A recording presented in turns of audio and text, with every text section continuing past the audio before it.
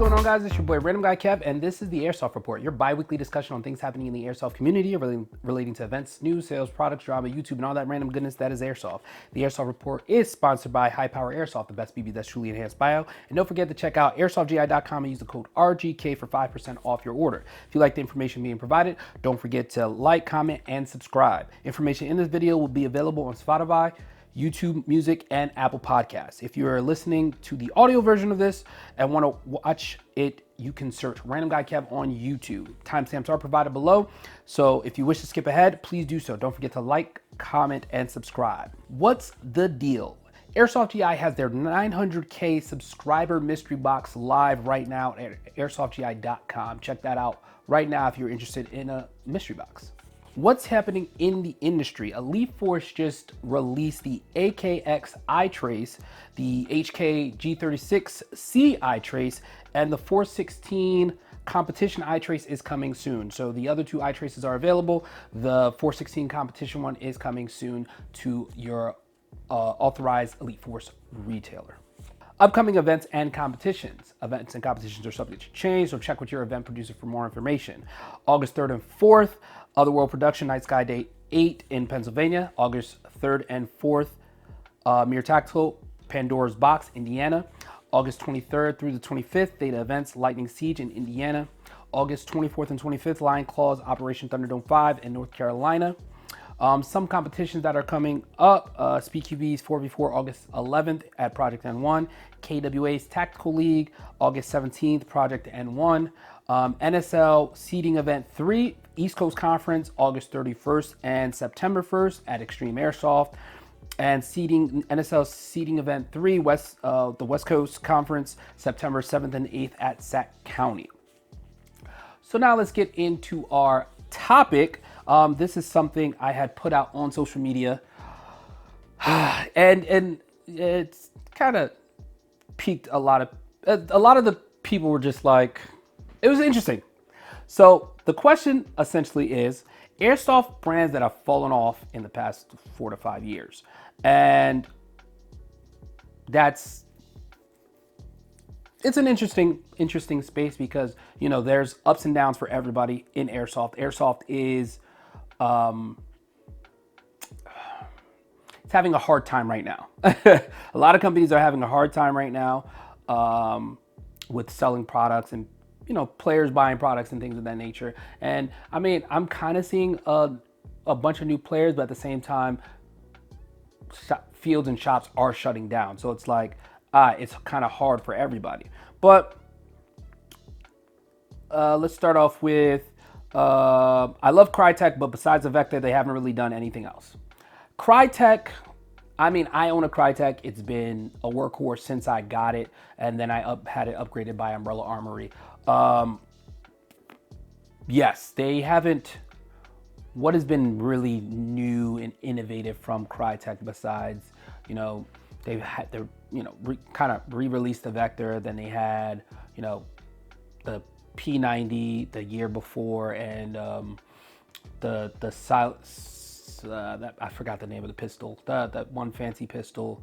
But what have they hit the market with that's just like, wow, nothing, not so much, none so much. Maybe, hopefully, within the next year they come out with something, but who knows? If they've been on a decline from what the discussions I've had with people, they don't see them at shops. They don't really see them on the field.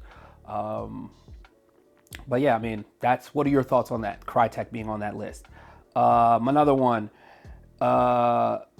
G&G. G&G, I haven't heard anything from them.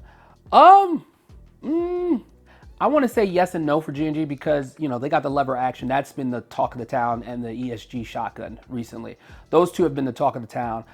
G&G does flood the market with like products, so they'll release an M4, but they'll release it in like 6 different sizes and like 3 different colors of the same thing.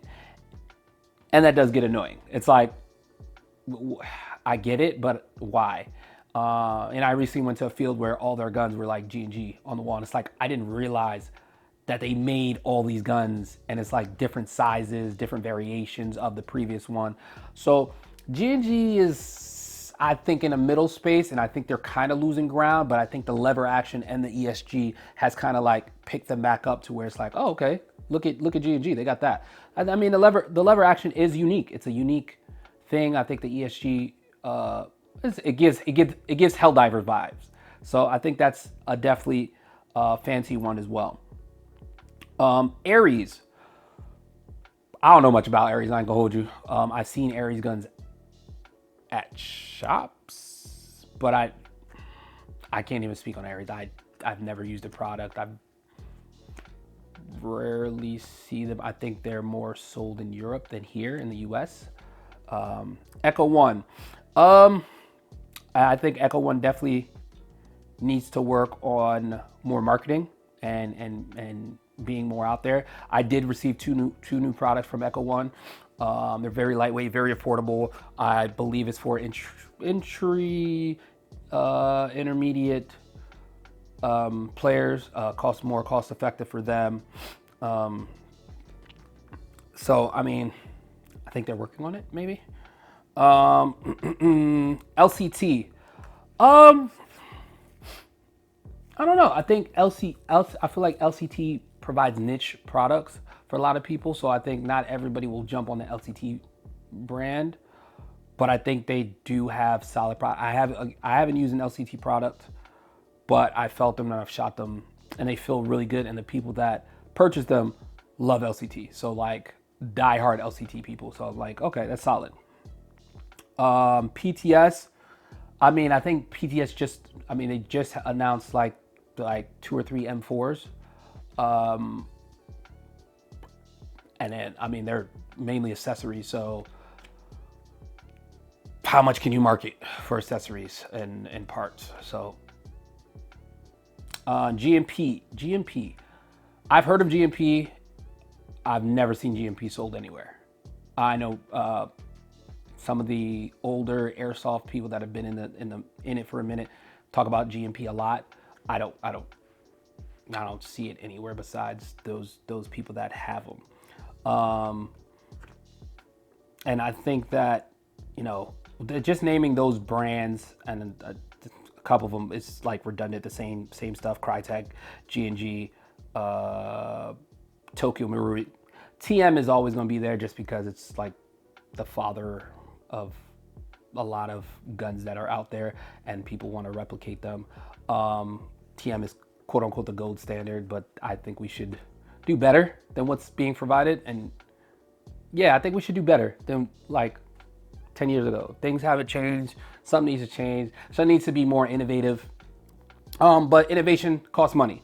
Innovation costs money. If we can't grow airsoft or bring new people in so they can purchase things from these companies, then things fall to the wayside. As you guys know, a lot of shops and fields are starting to shut down.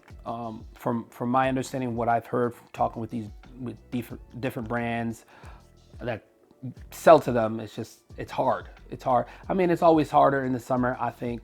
But I think these brands do have an opportunity, I mean, to essentially resurrect themselves or get themselves in a better standing with the community if they just show themselves. I think a lot of these companies are quote unquote falling off or dead if they don't see them at events or they don't see them at say an Airsoft Con or a SHOT Show event, or they see them at showing up like a day where they do like special events, giveaway stuff. So people assume those companies are dead when they don't really see them out there. And I think that's one of these companies' best weapon, just showcasing yourself, being out there, being present. And when you show yourself, people will be like, oh, okay, they're still here. They're still alive. They're still doing something. So I think that's one of the main things where we don't see Crytek out there. G&G's out there hard now, especially with these newer products. Echo One, we don't see out there. Aries, we don't see out there. LCT, we don't really see out there. I mean, sometimes these companies don't think about the face-to-face, how beneficial it is for the community to see them. And I think that's where people mess up, I think. I think that would be just seeing a company, like present. Oh, you guys came out to this. Cool. Now let me pick your brain. What new products do you guys have coming out? I know you guys have the licensing for this. Let's see where that goes. So everybody's, kind of figuring it out, and hopefully we get them. Hopefully they make enough money to come out, because that costs money for people to just show up to things. But let me know your thoughts. What other companies do you think kind of fell off in the last 4 to 5 years? Let me know in the comments. But that's all for this episode. Let me know what you guys want to discuss on the next one, and leave a comment down below. Don't forget to like, comment, subscribe, and I will catch you guys on the next one.